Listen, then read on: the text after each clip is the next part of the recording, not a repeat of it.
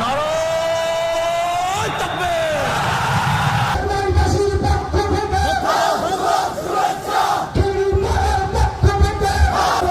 দাও খোদা দাও আমায় আবার ওমার দারাজ দিন, দাওয়ালির মতো বীর সেনানি জাগাতে নিখিল। দাও খোদা দাও আমায় আবার ওমার দারাজ দিন। হামজাকে দাও ঘরে ঘরে জীবন দিতে ওয়াকাতরে।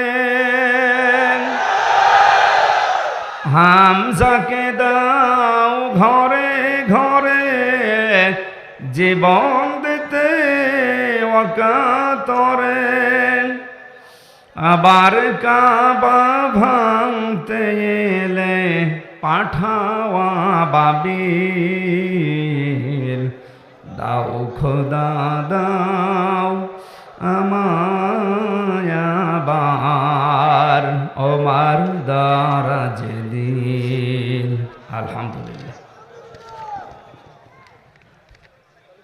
বাংলাদেশের ঐতিহ্যবাহী জেলা কুমিল্লা, লালমাই থানার অন্তর্গত বেলঘর দক্ষিণ ইউনিয়ন খিলপাড়া ফরকানিয়া মাদ্রাসার উদ্যোগে অষ্টম বাৎসরিক ঐতিহাসিক তাফসিরুল কোরআন মাহফিলের স্বনামধন্য সভাপতি সাবেক চেয়ারম্যান আলহাজ আব্দুল মান্নান মনু আতালাল্লাহু উমরাহু ওয়া বারাকাল্লাহু ফি হায়াতি, বলেন আমিন।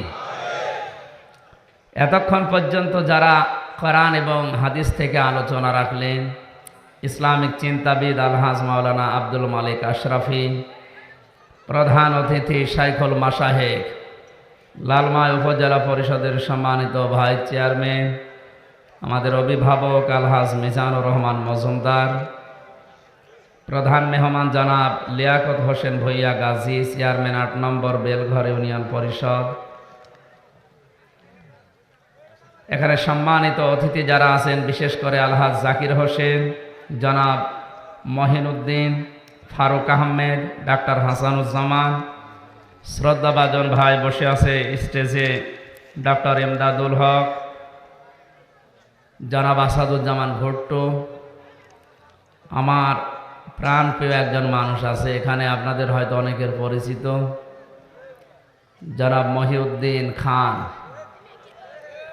এখানে আমার বন্ধু বসা আছে আমার বিশ্ববিদ্যালয়ে, জনাব মাওলানা আহমদুল্লাহ নোমান, নাম না জানা অন্যান্য ওলামা ইকরাম, সামনে বসা মুসলমান ভাইরা, পর্দার আড়ালের সম্মানিতা মা এবং বোনেরা, প্রশাসনের ভাইরা, প্রাণ প্রিয় কুমিল্লাবাসী, দল মত জাতি বর্ণ ধর্ম নির্বিশেষে কোরআনের এই অনুষ্ঠানে যারা আমরা ইবাদত মনে করে এসেছি, খুশি হয়ে বলছে আলহামদুলিল্লাহ।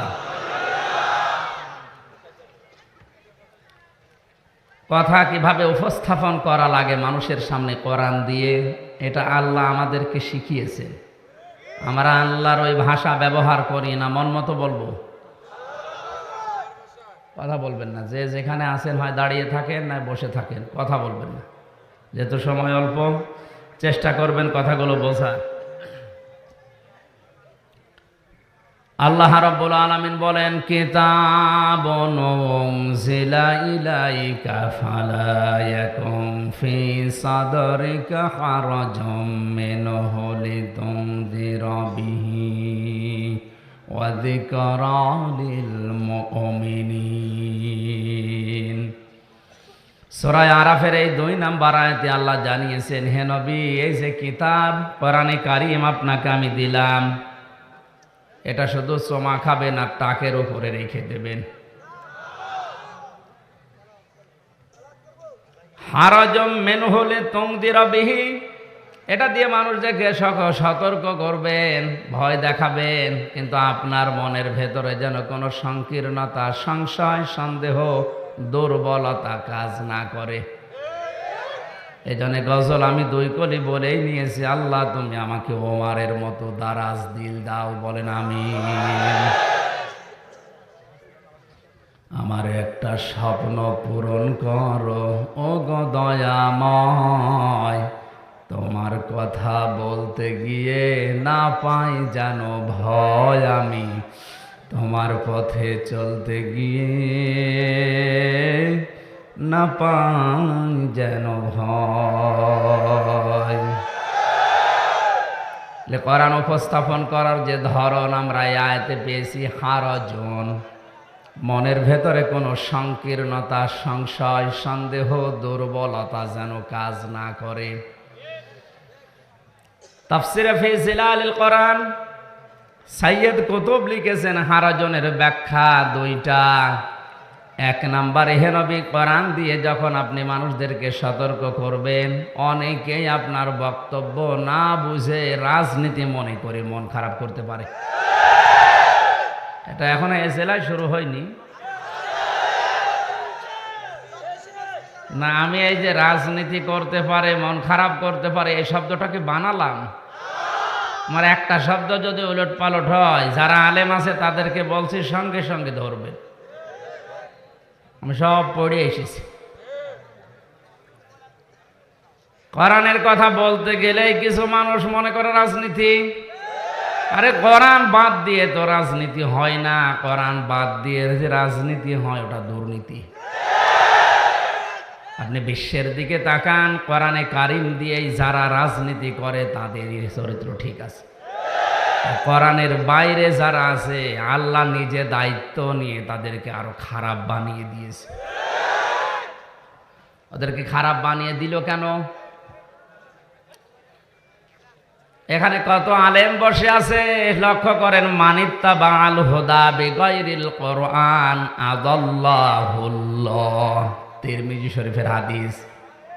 নবীজি বলেন, কোরআন বাদ দিয়ে যদি পৃথিবীর কোন জায়গায় কেউ ভালো হওয়ার নিয়তেও যায়, আদাল্লাহ ইউদিল্লু বাবে ইফআল, বাংলা অর্থ দাঁড়াবে আল্লাহ নিজে দায়িত্ব নিয়ে ওই লোকটাকে গোমরা বানিয়ে দেবে।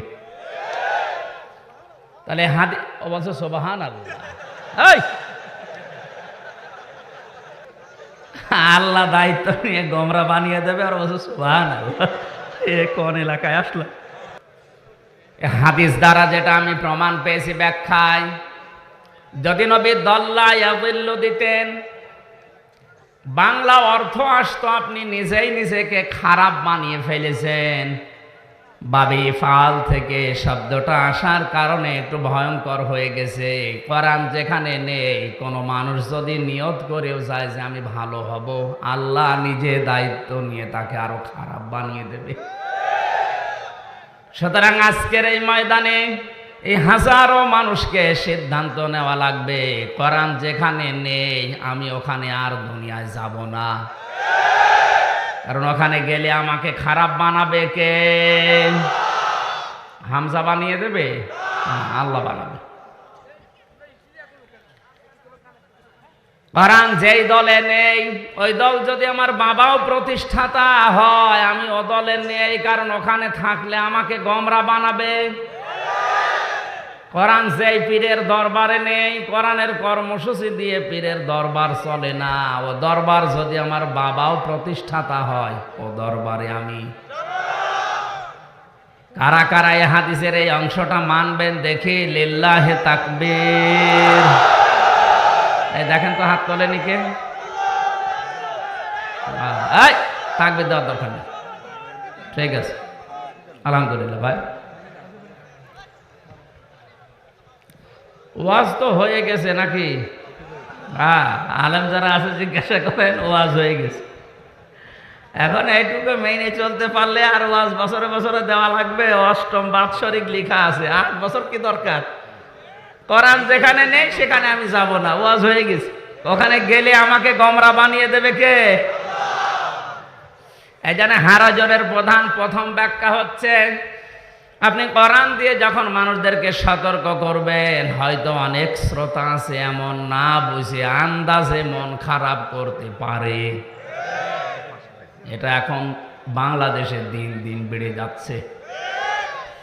দ্বিতীয় নম্বর, কোরআনে কারিম দিয়ে যখন আপনি তাফসীর করবেন, তাফসীর মানে খুলে ফেলা, তাফসীর মানে উলঙ্গ করা, খোলস দেওয়া আছে, খোলস ফেলে দেওয়া, উন্মুক্ত করা।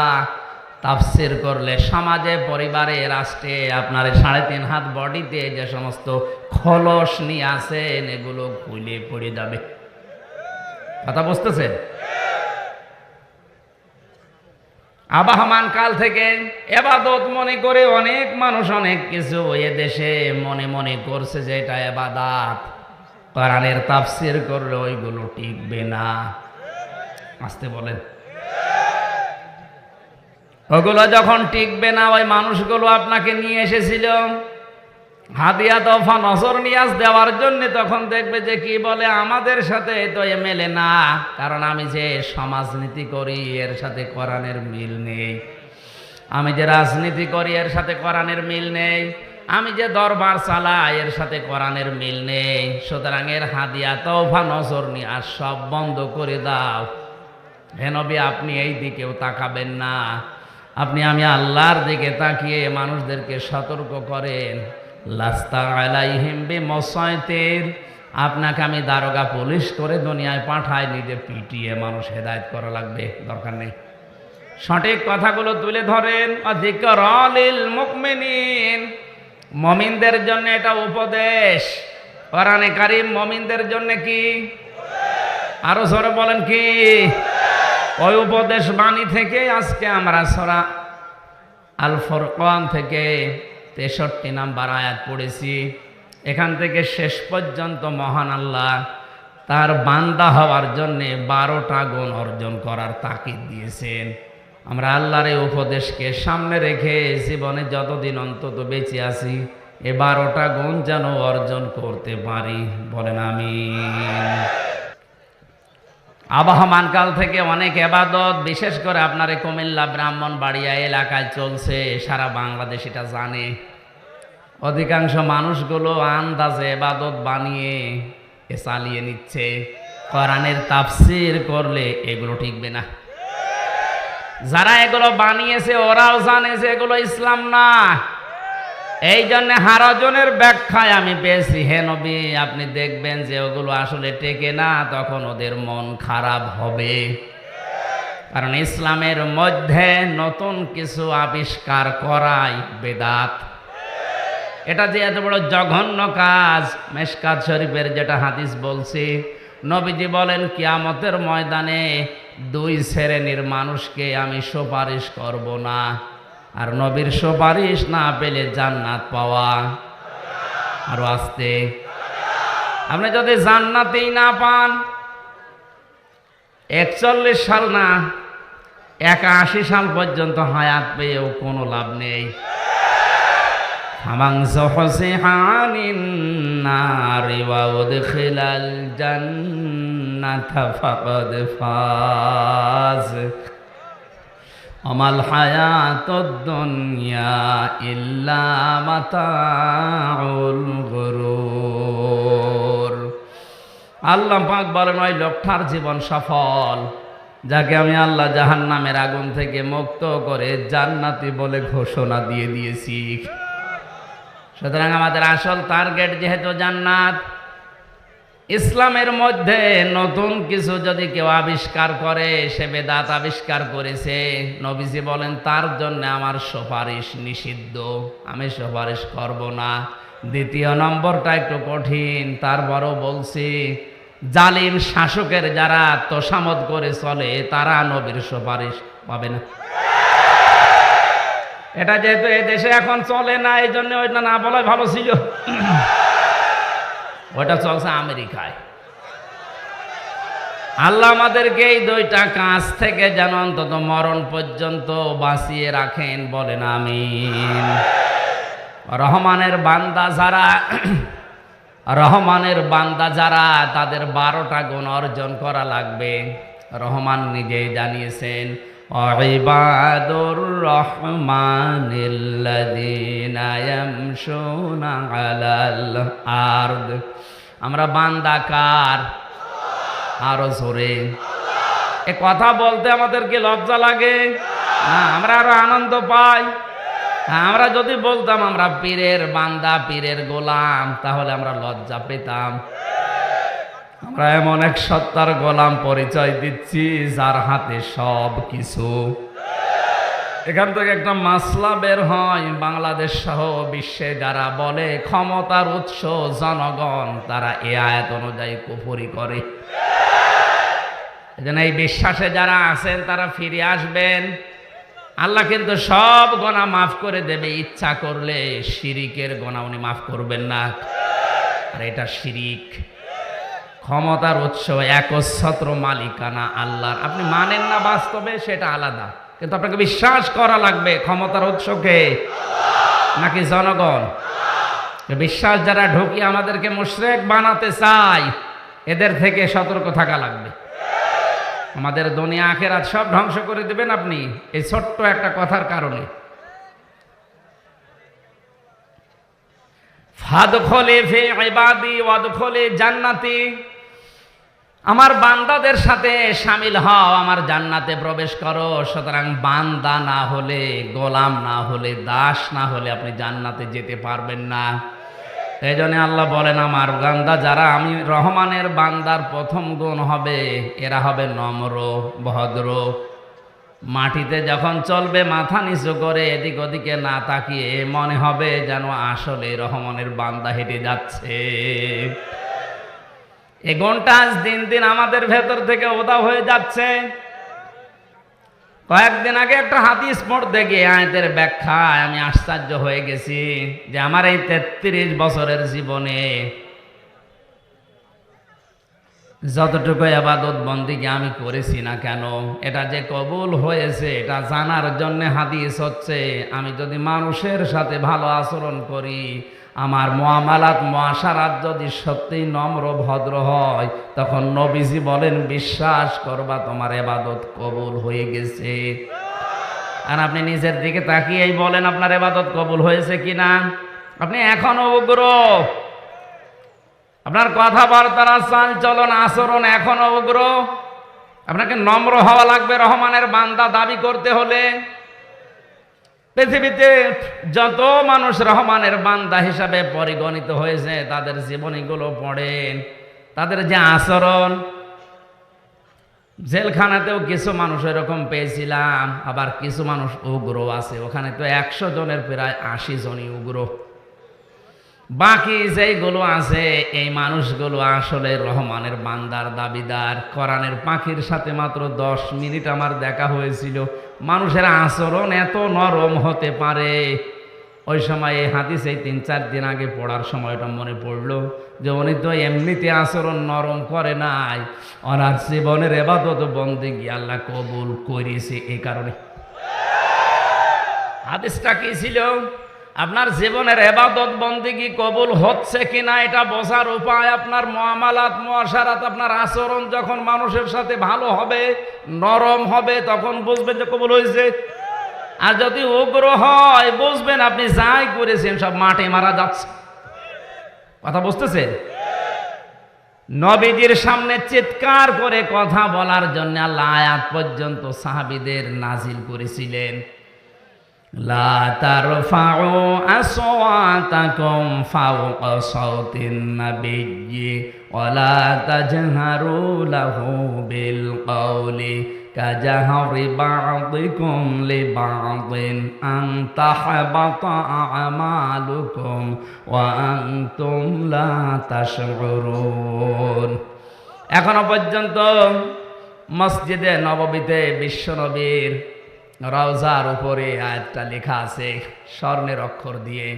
কিয়ামত পর্যন্ত এটা লেখা থাকবে, খেলা করার জন্য না। আল্লাহ বলেন, হে ইমানদারেরা, যদি দাবি করো যে ইমান আছে, কখনো আমার নবীর আওয়াজের উপরে আওয়াজ দিয়ে কথা বলবা না। শব্দের দিকে খেয়াল করেন। যতগুলো শব্দ আয়াতের ভেতরে আছে সব মজারে, বর্তমান, ভবিষ্যৎ, প্রেজেন্ট, ফিউচার। বিশ্ব নবী এখন বর্তমানে আছে, ভবিষ্যতে আসবে। তাহলে আয়াতটা ভুল নাকি? আমি যতগুলো তাফসীর পড়তে গিয়ে আয়াতের মুফাসসিরিন ইকরাম লিখেছেন নবীজি আসবে না, নবী এখন নেও, কিন্তু বিশ্ব নবীর ওয়ারিস উত্তরাধিকারী কিয়ামত পর্যন্ত দুনিয়ায় আসবে। নবীর সামনে উঁচু গলায় জোরে কণ্ঠস্বর নিয়ে কথা বললে আং তাহাবাত আমালুকুম, তোমাদের জীবনের যত আমল ভালো কাজ আছে সব আল্লাহ ব্যর্থ করে দেবে, নষ্ট করে দেবে। ওয়াং তুমলা তাশউরুন, তোমরা টেরও পাবে না কখন নষ্ট হয়ে গেছে। আয়াতটা কত মারাত্মক চিন্তা করেন, নবীজি নেই অথচ আয়াতটা এখন লেখা আছে কোরআনে কারিমেও আল্লাহ কোড করে কিয়ামত পর্যন্ত এটা চিরন্তন করে দিয়েছেন। এই কারণে যেহেতু নবী নেই, নবীর ওয়ারিসরা আসবে। আলেম নবীর ওয়ারিস, আল উলামা ওয়ারাসাতুল আম্বিয়া, আলেমরা ওয়ারিসকার। মুফাসসিরিন ইকরাম লিখেছেন, বিশেষ করে তাফসিরে ফি জিলালিল কোরআনে সাইয়্যিদ কুতুব, যারা আলেমদের সামনে উঁচু গলায় জোরে কণ্ঠস্বর নিয়ে কথা বলবে তাদের আমল আল্লাহ নষ্ট করে দেবে। এই হিসাবে বাংলাদেশে অনেকের আমল, কথা বলে না কেন, উঁচু স্বরে কথা বলা তো দূরের কথা, আলেমের ঘাড় ধরে আরো আটকিয়ে রাখে। আপনার আমল আছে। এজন্য আপনাকে সতর্ক করার জন্য, হয়তো আপনি এটা জানেন না তাই বলে দিলাম, এরপরও যদি আপনি না মানেন, উগ্রতায় থাকে, আপনি আর যাই হন রহমানের বান্দা হতে পারবেন না। আর কেউ যদি রহমানের বান্দা হতে না পারে, তার বানানো জান্নাতে তিনি তাকে দেবেন না। ওয়াইদা খাতাবাহুমুল জাহিলুনা ক্বালু সালামা। 2 নম্বরে রহমানের বান্দাদের গুণ, তারা যখন কথা বলে অজ্ঞ মূর্খ জাহেলদের সাথে তর্ক না করে বলে ভাই ঠিক আছে সালাম, আমি আর পারলাম না। আর এই অজ্ঞতার কারণে আজ হাজারো মানুষ যারা জানে তাদের সাথে তর্কে লিপ্ত হচ্ছে দিন দিন বেশি। আপনি একটা ভালো কথা বলবেন, উল্টা বুঝে তর্ক শুরু করবে, অথচ ওর পেটে বোম মারলেও সোরা একলা শুদ্ধ করে বলতে পারে না। আমার জীবনে একদিন এরকম হয়েছে। বাসার ভাই একদিন বলছিল যে আমি যাচ্ছিলাম, বাসে যাচ্ছি, হঠাৎ করে নামাজের সময় হয়ে গেল। বললাম ভাই আমার ওযু আছে, শুধু গাড়িটা দাঁড় করান, আমি নামাজ পড়ি নেই। উনি আমার ফতোয়া দিচ্ছে, হুজুর গাড়ি থামবে না, সময় নেই, গাড়িতে নামাজ পড়ি নেন। চিন্তা করছে তাই তো, বলছে ভাই আমি তো পশ্চিম কোন দিকে জানি না, কাবা শরীফ কোন দিকে একটু বলেন। হেল্পার বলছে হুজুর কাবা লাগবে না, যেদিকে মন সেদিকে নামাজ পড়ি নেন। আমি একটা কামেল পাস মানুষ, আমি অনার্স মাস্টার্স করা মানুষ, আমি একটা ডক্টর, আর আমার সামনে কি বলছে হেল্পার আমার ফতোয়া দেয় হুজুর পশ্চিম লাগবে না, সেদিকে মুখ আছে ওদিকে নামাজ পড়ে ফেলে। রাগ হয়ে গেল, বললাম বেটা আলেম তুই না আমি। শেষে বলছো হুজুর আমি এই লাইনে আজ 3-4 দিন নতুন তো এজন্য জানি না। এইটা তো বলবি যে জানি না, যে আন্দাজে তর্ক করছিলি।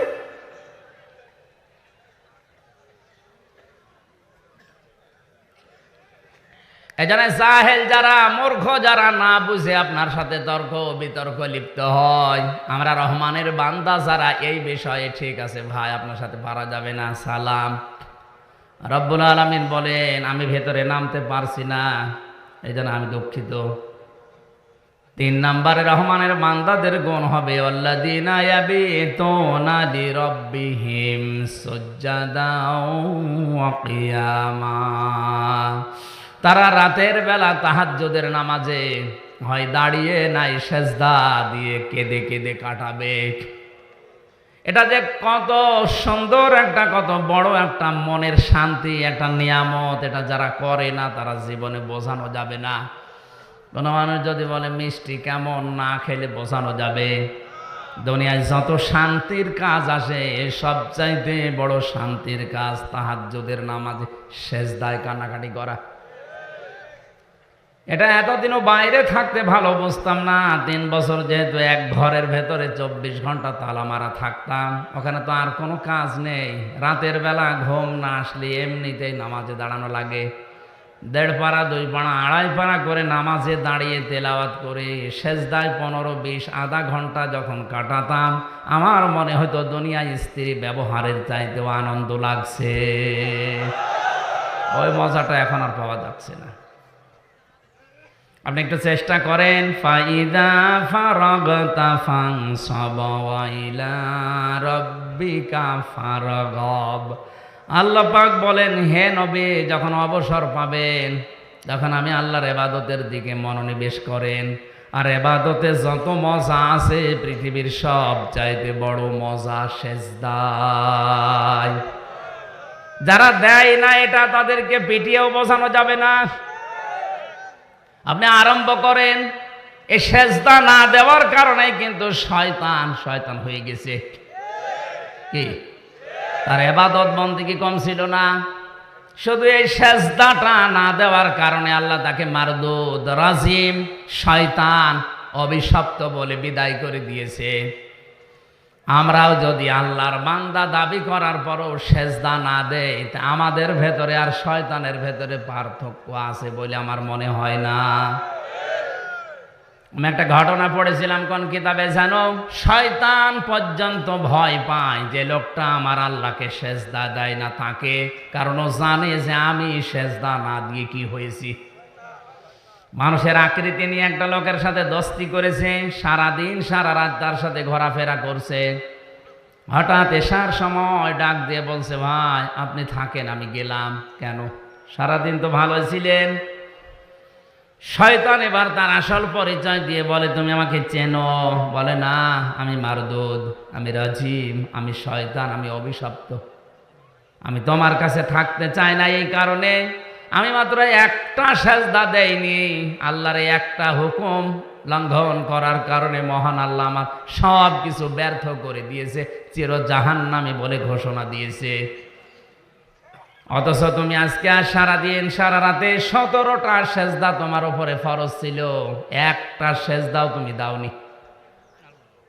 আমার তো ভয় হচ্ছে তোমারে নিয়ে, আমার একটা সেজদা না দিয়ে যদি এই গজব নাজিল হয়, তোমার 17 রাকাত নামাজ পড়ার কথা ছিল, ফরজ নামাজ, অন্তত একটা সেজদাও দিলে না।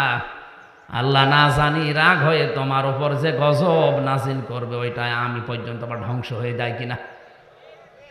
এই জন্য শয়তান পর্যন্ত ভয় পায় বেনামাজিকে। যারা আছেন, আজকে থেকে আমি মুসলমানদের কাছে নামাজের কথা খুব বেশি বলি না, কারণ মুসলমান দাবি করে যে নামাজই না পড়ে তো ও কিসের মুসলমান?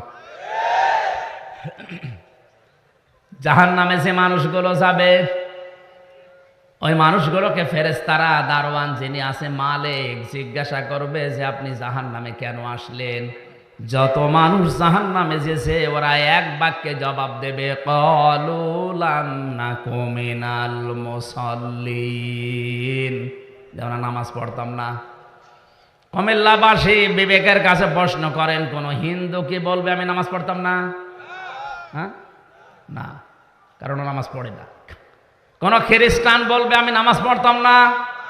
কোন ইহুদি বলতে পারে? কথা বলে না কেন? কোন বৈদ্য বলবে আমি নামাজ পড়তাম না? কারণ ওদের নামাজ নেই। এ কথা বলতে পারে তাহলে মুসলমান। যাদের নামাজ আছে বলেন জানেন নামাজ? তাহলে যে মুসলমান দাবি করার পরেও নামাজ পড়ে না, এটা সূরা মুদ্দাসসিরের আয়াত, আল্লাহর ফতোয়া, লোকটা জাহান্নামে যাবে। আপনি আর কারো ফতোয়া লাগবে? ওরা এক বাক্যে বলবে, তাও কলু বহু বছর লাম নাকু মিনাল মুসাল্লিন, জাহান্নামে এসেছি পয়লা নম্বর কারণ মুসলমান দাবি করতাম কিন্তু নামাজ পড়তাম না। এই জন্য যত বড় কঠিন অবস্থা হোক, সেজদা যেন আপনার জীবনে ফৌত হয়ে না যায়, নষ্ট না হয়, এটা অনেক দামি জিনিস। আমার ঈমান কতটুকু আছে আমি জানি না। আমার তো মনে হচ্ছে আল্লাহ যদি এই মুহূর্তে বলে তামাম দুনিয়া তোর নামে লিখে দেব, শুধু এই আসরের নামাজের সেজদা দিতে পারবি না, তারপরও আমার মনে হয় আমার ঈমানে সায় দেবে না। আমার এই ভাঙ্গা চোরা ঈমানের যদি অবস্থা হয়, আপনারা তো আল্লাহর ওলি বসে আছেন সব, এই মুহূর্তে সিদ্ধান্ত নিয়ে বাড়ি যাওয়া লাগবে। আল্লাহ যত কঠোর পরিস্থিতি আসুক দুনিয়ায়, আমি ফরজ নামাজ ছেড়ে দেব না। লিল্লাহি তাকবীর। মাহফিল সাকসেস ইনশাআল্লাহ, যদি আপনি কথা ঠিক রাখতে পারেন। ওয়াজ করেন মাগরিব পর্যন্ত, আসর পড়ব না। সাহাবা একরাম আল্লাহর দরবারে কবুল হওয়ার পেছনে যতগুলো কারণ ছিল, তার ভেতরে অন্যতম কারণ হচ্ছে সেজদা। ওনারা মুসলমান হওয়ার পর থেকে আল্লাহর নবী বিভিন্ন কায়দায় তাদেরকে কোরআনে কারিম শিখিয়ে নামাজ পড়াতেন। অন্তত নামাজ ফরজ পড়তে সূরা ফাতিহা বাদ দিয়ে যে কোনো নামাজ আদায় করতে 2টা বা 4টা সূরা শুদ্ধ করে জানাই লাগবে, মাস্ট বি। এই যে কষ্ট করে যারা দাঁড়িয়ে আছেন গরমের ভেতরে, তাদের এই মাহফিলে এসে ডবল সওয়াব হচ্ছে। যারা আরামে আমরা বসে আছি, আমাদের সওয়াব যদি একটা হয়, এবাদতে যদি কষ্ট কেউ পায়, পরিশ্রম বেশি হয়, ওই এবাদতে নবীজি বলেন ডবল সওয়াব পাওয়া যায়। এই জন্য নামাজের এই সূরাগুলো শুদ্ধ করতে যাদের কষ্ট হয়, মুখ দিয়ে বের হতে চায় না, আপনি চেষ্টা চালান আজকের থেকেই। যদি মরণ পর্যন্ত এই 4টা 5টা সূরা শুদ্ধ করতে লেগে যায়, আপনি তালেবে এলেম হয়ে মারা যাবেন। আর তালেবে এলেমদের কোনো জবাব লাগবে না, হিসাব দেওয়া লাগবে না, বিনা হিসাবে বিনা বিচারে জান্নাতি। এই সুযোগটা কাজে লাগাবেন আজকে থেকেই। তালেবে এলেম খালি 8-9 বছর 10 বছরে হয় তা না, এটাও তালেবে এলেম হতে পারে, এ মুরব্বিও হতে পারে। এখন যদি জিজ্ঞাসা করি 5টা সূরা শুদ্ধ করে বলেন, তো আমার মনে হয় অনেকেই বলতে পারবে না। অথচ নামাজ পড়ছে আজ 30 বছর ধরে। কত মানুষ তেলাওয়াত করছে ইযা জাআ নাসরুল্লাহি ওয়াল ফাত, ঠিক আছে না? 3টা ভুল হয়েছে এই তেলাওয়াতে। ইযা জাআ নাসরুল্লাহ, এখানে সোয়াদ আছে। নাসর শব্দের শাব্দিক অর্থ হচ্ছে সাহায্য, আর নুন সিন র নাসর মানে ঈগল পাখি বা শকুন। আল্লাহ বলেন যখন আমি আল্লাহর সাহায্য আসবে তখন আপনি বিজয় দেখতে পাবেন। আর আপনি এমন ভাবে পড়লেন নামাজে ইযা জা নাসরুল্লাহি ওয়াল ফাত, যখন শকুন আসবে তখন বিজয় পাবেন। একটা কথা হল, আমার মনে হয় সূরা ইখলাসও যদি অনেককে জিজ্ঞাসা করি এখন, ওই ইখলাস সূরাও বলতে পারবে না। বলবে হ্যাঁ কুল হুয়াল্লাহু আহাদ হয়েছে। হ্যাঁ, কুল হুয়াল্লাহু আহাদ বলতে আমি হাজারো মানুষকে শুনেছি। এই যে পেছনে পুলিশ বসে আছে দাড়ি মুখে, যেমন মনে হয় যদি জিজ্ঞাসা করা হয় উনি ওইটাই বলবে, কুল হুয়াল্লাহু আহাদ। একটু খেয়াল করে পড়েন, কুল হুয়াল্লাহু আহাদ, আল্লাহু সামাদ। সামাদ মানে অভাব ওয়ালা, যার অভাব আছে, আর সমাদ মানে যার অভাব নেই। শুধু একটা অক্ষর উচ্চারণে আকাশ পাতার অর্থ পাল্টিয়ে যাচ্ছে। আজকে থেকে তালবে ইলম হওয়ার নিয়তে 5টা সূরা শুদ্ধ করাই লাগবে। রাজি আছেন না? যেহেতু এটা মাদ্রাসার মাহফিলে, মাদ্রাসায় যে দরকার হয় সময় দিয়ে শুদ্ধ করে নেবেন। আরবি গ্রামারে সর্বোচ্চ 8 থেকে 10টা ভালোভাবে কায়দা একটু রপ্ত করতে পারলে কোনো সে শুদ্ধ হয়ে যাবে, খুব বেশি লাগে না। নামাজ ভাঙ্গার কারণ আছে 19টা। কয়টা বলেন না কেন? নামাজ ভাঙ্গার কারণ 19টার ভেতরে পয়লা নাম্বার কারণ হচ্ছে নামাজে যদি কেউ কোরআনে কারিম অশুদ্ধ পড়ে, যত সুন্দর করে নামাজ পড়ুক, নামাজ ভেঙে যায়, নষ্ট হয়ে যায়। অথচ 100 জনের 95 জন মানুষ এরকম লাইনে আছে। আমরা নামাজে আনন্দ পাই না, নামাজের ভেতরে মজা পাই না সেজদা দিলে। কেন পাবেন? কারণ নামাজের ভেতরে যে সেজদায় কথা বলা লাগে, ও কথা আমরা নামাজে বলতে পারি না, বুঝিও না। আমি নাম নিলাম না, বিএনপির একজন বড় নেতা আমার পাশের রুমে ছিল। ওনারে বললাম কি করে সময় কাটান? 3টা বছর আপনিও আছেন এক ঘরে, আমিও আছি এক ঘরে, কি করে কাটান? বলে হুজুর রাতের বেলা তো ঘুম আসতে চায় না, কারণ বাইরে যা রেখে এসেছি কিয়ামত পর্যন্ত হায়াত পেলেও কমবে না, তো ঘুম আসে না ওইসব চিন্তায়। এই জন্য রাত 2টার সময় 2:30টার সময় উঠে সেজদায় পড়ে থাকি। 1.5 ঘন্টা 2 ঘন্টা সেজদায় পড়ে আছি, আনন্দও লাগে মজাও লাগে, বাইরের কথা ওই সময় আর মনে হয় না। জেনারেল মানুষ, একটা সাধারণ মানুষের যদি এই অবস্থা হয়, আপনি জানেন, শোনেন, বোঝেন কি বলতে চাচ্ছেন। এই জন্য পৃথিবীর সব কিছু বলার আসল জায়গা তাহাজ্জুদের নামাজের সেজদায়। অসজুদ ওয়াকতারিব, আল্লাহ পাক বলেন, হে নবী, সাহাবীরা আপনাকে প্রশ্ন করছে মানুষ কখন আমার নিকটে চলে আসে। আপনি বলেন আমার বান্দারা যখন সেজদায় পড়ে যায় তখন আমি আল্লাহ একেবারে কাছে চলে আসি। রহমানের বান্দার এই গুণটা আমাদের দরকার আছে না নেই? অন্তত নিজের ভেতরে আনন্দ তৈরি করতে হলো আজকে চেষ্টা করেন। রাত ৩টা, ৩:৩০, ৪টার সময় উঠে যদি সেজদায় পড়ে, হ্যাঁ আমি এখানে একটা মাসলা বলি, ফরজ নামাজে বাংলায় কিছু বলা যাবে না।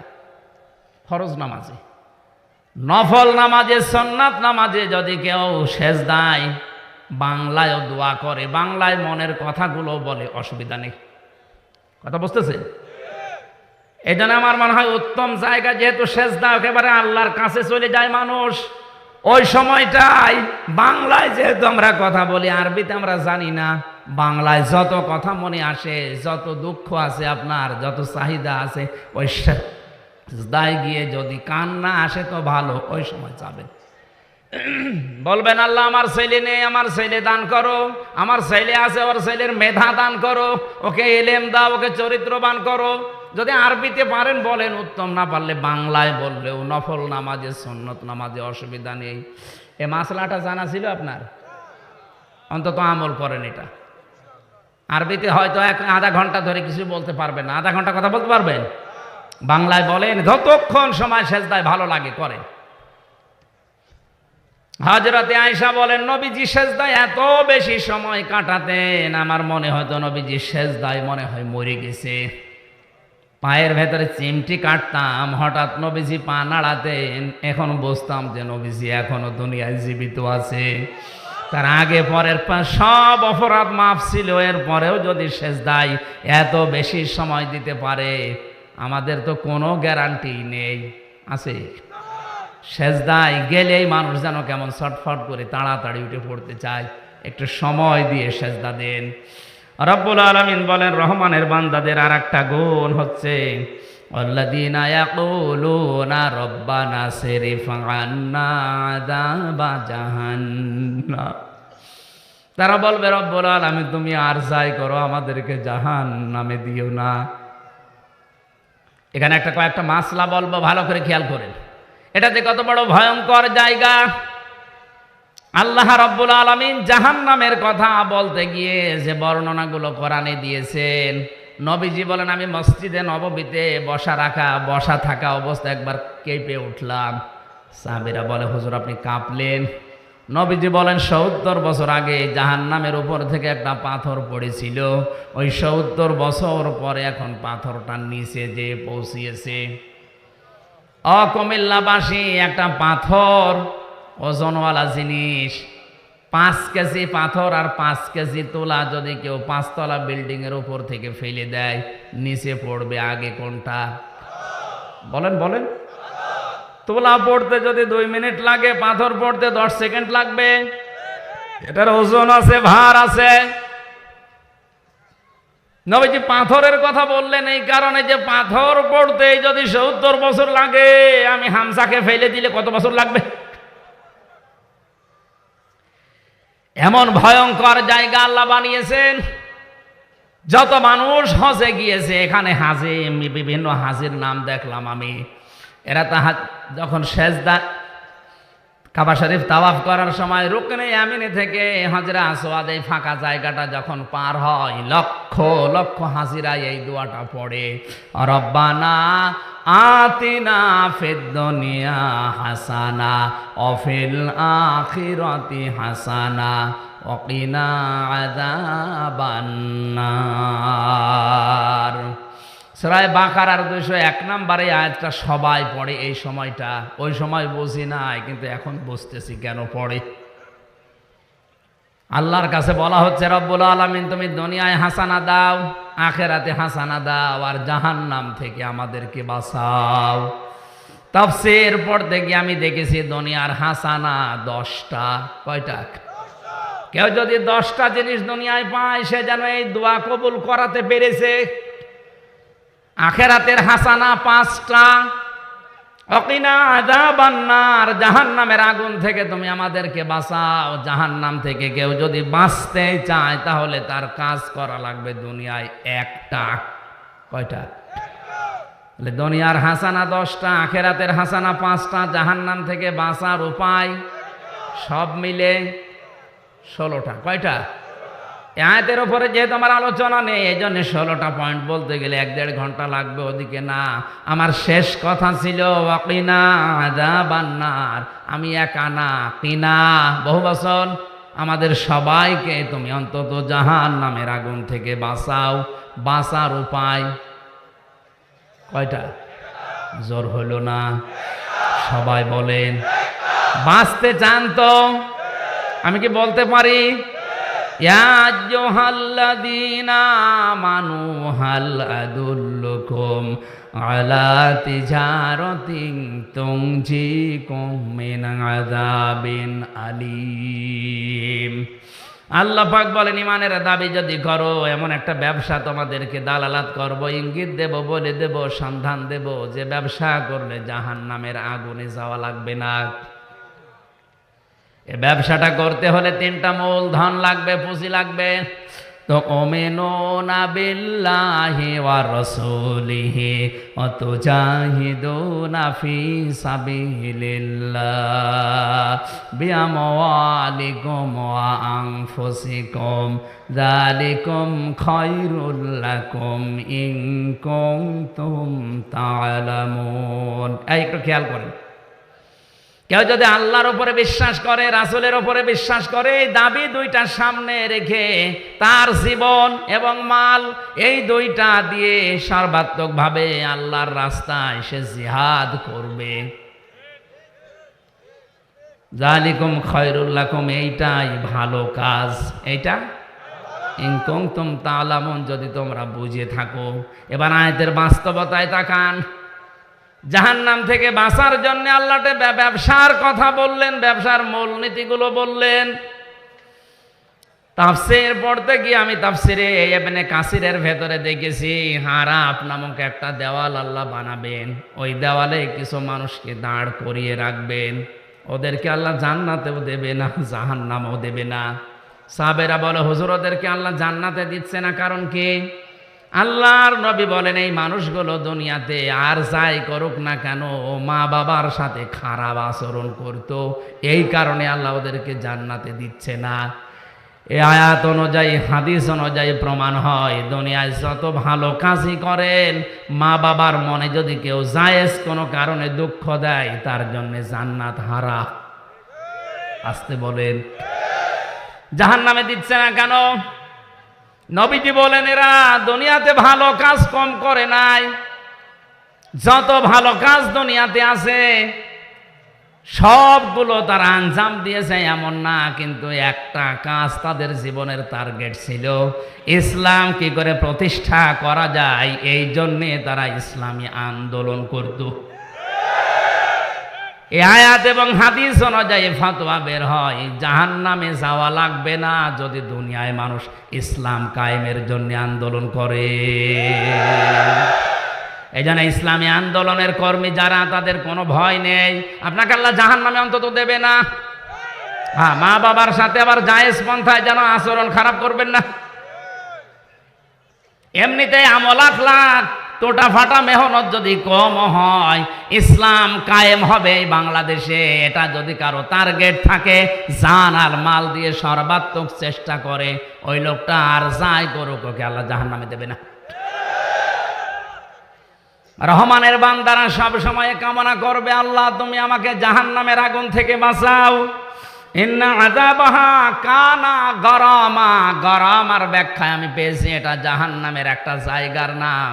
ওই জায়গা থেকে জাহান্নামের অন্যান্য জায়গা পর্যন্ত পানা চায় যে আল্লাহ ওখান থেকে আমাদের বাঁচাও। ইন্নাহা সাত মুস্তাকাররাও ওয়া মুকামাত والذين إذا أنفقوا لم يسرفوا ولم يقتروا ওয়াকানা বাইনা যালিকা কাওয়ামা। রহমানের বান্দাদের অন্যতম গুণ, তারা দান করতে গিয়ে একেবারে ফকির হয়ে যায় না, আবার কৃপণতাও করে না, মধ্যম পন্থা অবলম্বন করে। ওয়াল্লাযীনা লা ইয়াদউনা মা'আল্লাহি ইলাহান আখার। এখানে 3টা পাপের কথা আছে। কয়টা? আরো জোরে বলেন। এক একটা পাপের জন্য শাস্তি হবে ডবল। কুমিল্লাবাসী ভালো করে খেয়াল করেন, দুনিয়াতে যে কোনো পাপ আপনি করেন শাস্তি পাবেন একটা, আর এখানে যে 3টা পাপের কথা আছে, এই 3টা পাপ একটা একটা করে করবেন, শাস্তি আল্লাহ দেবে ডবল। তাহলে আমাদেরকে এখন এই মুক্ত হওয়া লাগবে, যদি আমাদের জীবনে এগুলো থাকে। যারা আল্লাহ বাদে আল্লাহর সাথে অন্য কাউকে ডাকে, আল্লাহকে একেবারে মাইনাস করে দেয় তা না, মা শব্দটা আছে, আল্লাহকে ডাকে পাশাপাশি অন্য কাউকে আল্লাহর সাথে ডাকে, তাদের শাস্তি হবে আরো জোরে। আর এটা এলাকায় বেশি চলে। আল্লাহকে ডাকছে, মাঝামাঝি ডাকছে, ইয়া আলী বাবা, শাহ আলী বাবা, আপনার ডবল শাস্তি হবে। জিকির করা জায়েজ আছে শুধু আল্লাহর নামে, এমনকি রাসূলুল্লাহর নাম ধরেও জিকির করা জায়েজ নেই। কেউ যদি বলে ইয়া রাসূলুল্লাহ, ইয়া রাসূলুল্লাহ, ওর কবিরা গুনাহ হবে। কারণ রাসূলুল্লাহর নামে কোনো জিকির কার নামে? এমনকি আল্লাহর নাম যদি কেউ উলট পালট করে, উল্টা পাল্টা করে ডাকে, সূরা আরাফের ভেতরে আল্লাহ জানিয়েছেন, ওয়ালিল্লাহিল আসমাউল হুসনা ফাদউহু বিহা ওয়াদারুল্লাযীনা লা ইউলহিদুনা ফি আসমাই। আল্লাহ পাক বলেন, আমার বহু সুন্দর সুন্দর নাম আছে, যে নামে পারো আমাকে ডাকো। হয় রহমান বলে ডাকো, নাই রাহিম বলে ডাকো, নাই গফফার বলে ডাকো, কিন্তু সাবধান, আমার নামকে যারা পরিবর্ধন এলহাদ করে, উল্টা পাল্টা করে ডাকে, তাদের সাথে তোমরা ডাকবা না। কে বলছে? সুতরাং এই ব্রাহ্মণবাড়িয়ায় যারা উল্টা পাল্টা করে আল্লাহর নামের সাথে অন্য কাউকে ডাকে, ওদের নামের সাথে ওদের মাহফিলে আল্লাহ বাদে অন্য কাউকে ডাকা যাবে? এটা যাতে রেকর্ড হচ্ছে, ছড়িয়ে যাবে। সবাইকে বলছি বাঁচানোর জন্যে, ওরা হয়তো আপনাদের ধোঁকা দিয়ে বোকা বানিয়ে আল্লাহর সাথে অন্য কাউকে ডাকাচ্ছে, আপনার শাস্তি হবে ডবল। এখন যদি বলেন আমি জানতাম না তাই করেছি না, এটা অপরাধ। এই দেশে এটা প্রচার করা আছে, জানি না তাই মানি না, এটা অপরাধ। আপনি জানেন না কেন? যারা বলে জানি না তাই মানি না, তাদেরও শাস্তি ডবল হবে। কারণ জানাও ফরজ, মানাও আরো জোরে বলেন, জানাও ফরজ, মানাও। জানার ফরজ আপনার আদায় হয়ে গেল আজকে, যদি না মানতে পারেন আপনার শাস্তি কিন্তু ডবল হবে। এই জন্য এখনই থেমে যান, আল্লাহর সাথে মিলে অন্য কাউকে আমরা ডাকবো না, ডাকতেও দেব। আরো জোরে বলা লাগবে। 2 নম্বরে, ওয়ালা ইয়াকতুলুনান নাফসাল্লাতী হারামাল্লাহু ইল্লা বিল হক। আল্লাহ যেটা হারাম করেছে এমন মানুষকে যারা অন্যায়ভাবে হত্যা করে, এই মানুষের শাস্তি হবে ডবল। ওখানে 10,000 মানুষ আমরা ছিলাম, আমার মনে হয় 10,000-এর ভেতরে প্রায় অন্তত 5,000 মানুষ মার্ডার মামলার আসামি, যে কোনো কায়দায় মার্ডার করেছে। আর মার্ডার করলে তার হয় ফাঁসি, নাই যাবজ্জীবন। ফাঁসি হলে হয় 20 বছর 30 বছর এক ঘরের ভেতরে থেকে আপনার ফাঁসি দেবে, আর যাবজ্জীবন হয়ে গেলে 30 বছর জেল খাটা লাগবে। বলেন, একটা মানুষ ফাঁসি যদি হত্যার আসামি হয়ে যায়, ওর জীবন দুনিয়ায় সব ধ্বংস হয়ে যায়। যেন এরকম কোন কাজ যদি কেউ করে থাকেন, দুনিয়া তো শেষ, আর আখেরাতে আল্লাহ শাস্তি দেবে তখন কয়টা? ডবল। আল্লাহ যেটা হারাম করেছে ওই রকম কোনো কিছুকে হত্যা করা যাবে না। হয়তো অনেকে ডাইরেক্ট এগুলো করে না, ইনডাইরেক্ট পেছনের দরজা দিয়ে শুধু গোতা দেয়, তার ইঙ্গিতে তার ইশারায় হাজারো লাশ মরে যায়।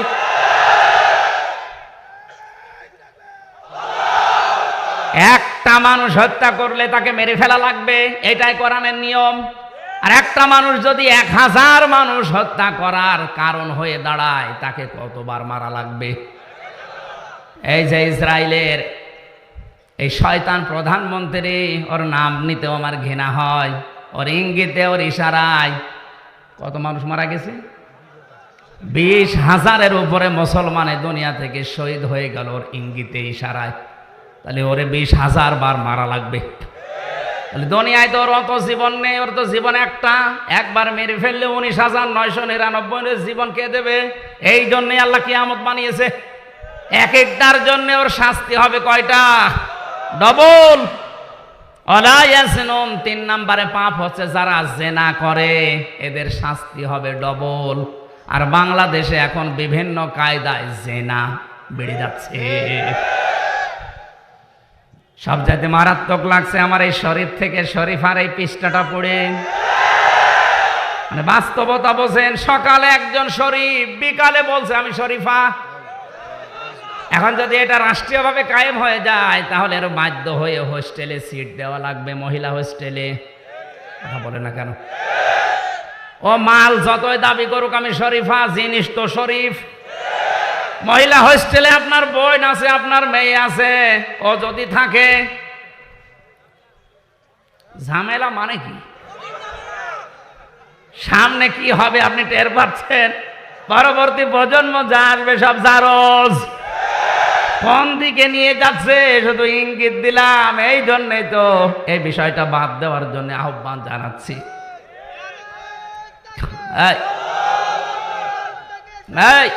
চুপ করেন।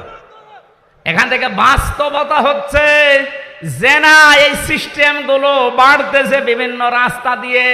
ওয়ালা তাকরাবুজ জিনা, আল্লাহ বলেন সাবধান, জেনার ধারে কাছেও যাবা না। জেনা করা তো দূরের কথা, ধারে কাছেও যাবা না। কারণ জেনার ধারে কাছে যাওয়ার আগে কিছু কিছু লাইন ক্লিয়ার করা লাগে, ওই লাইনে হাঁটা যাবে না। আপনারা হাঁটতেছেন অনেকে, এই জন্য আমরা নিষেধ করছি। শরীফ শরীফা হয়ে গেলে মাল ঠিকই থাকবে, শেষে আমার বোনটা, আমার মেয়েটা নষ্ট হবে। পরে যদি আমি এখন মহিলা হোস্টেলে সিট না দেই তখন রাষ্ট্রীয়ভাবে আমার বিরুদ্ধে আবার মামলা হবে। ও তো শরীফ নেই, শরীফা। ওকে শরীফা?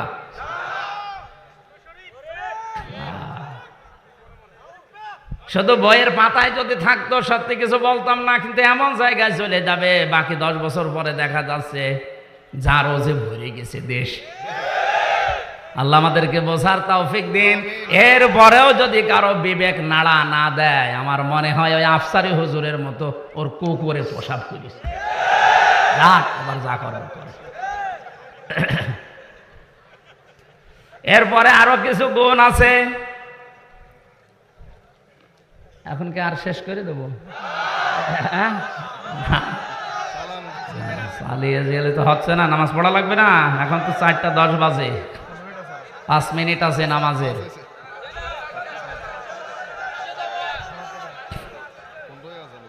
ইল্লা মান তাবা ওয়া আমানা ওয়া আমিলা আমালান সালিহান ফাউলাইকা ইউবাদদিলুল্লাহু সাইয়্যাতিহিম হাসানাত ওয়া কানাল্লাহু গফুরুর রহিমা।